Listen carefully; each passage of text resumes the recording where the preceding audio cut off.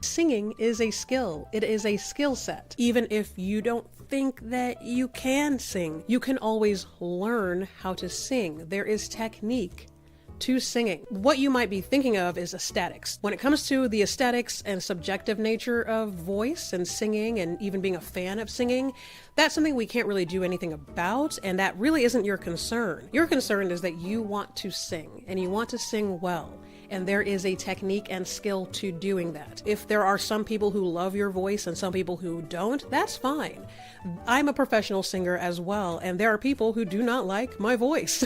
There are people who do not like my speaking voice, you know what I mean? So there are aesthetic aspects to these things where that's just subjective, person to person.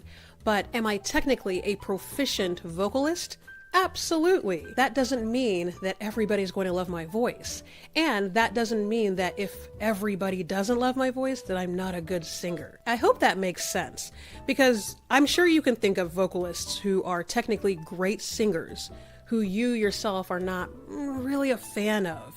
Does that mean they're not good? No, it just means I'm myself not really into listening to them sing. That is a subjective opinion, but that doesn't mean that that person now is not a good singer or cannot sing. So please understand that you might have a voice that some people in your own family are like, no, thank you.